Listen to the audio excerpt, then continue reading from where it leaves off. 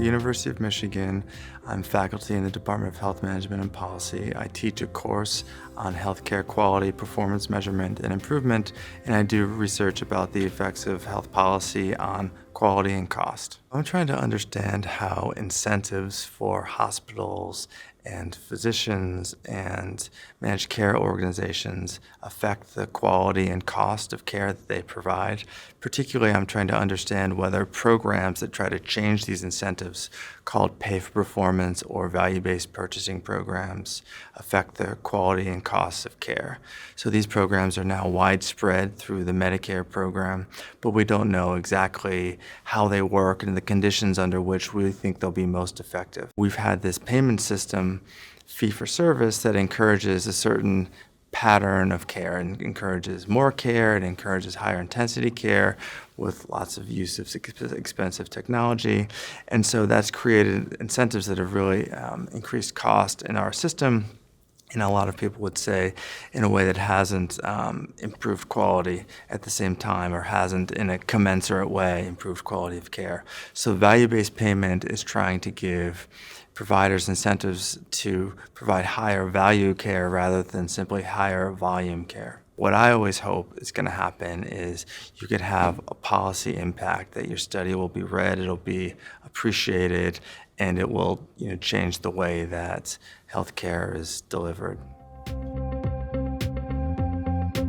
The large numbers of people without health insurance remains to be a major problem. Now, we've made a lot of headway through the ACA, and we now have a structure to provide coverage to a lot of people that don't have it.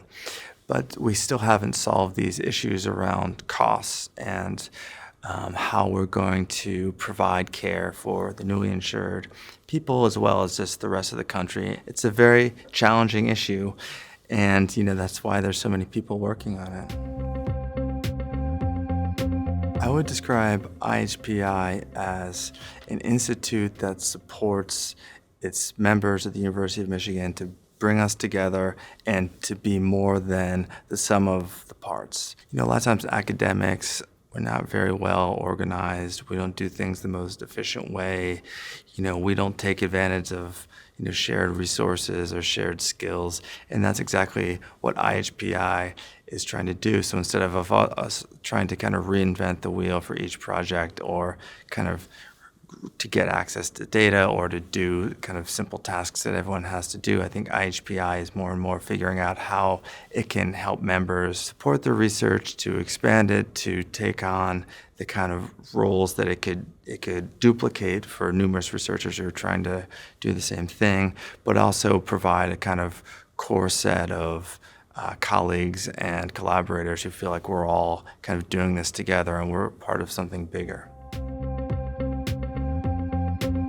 I think what's become clear is that there isn't going to be a single fix on the delivery system side, that we're going to get better by slowly implementing a number of things that work and hopefully work together. I would hope that through these experiments that occur kind of one by one, that we'll learn from them, that we'll build on them, and slowly we'll get towards a more rational and value-based system. IHPI is in a position to really lift us all up, give us more resources, more publicity, more recognition, and really allow what we do to get more widespread attention and have a greater impact.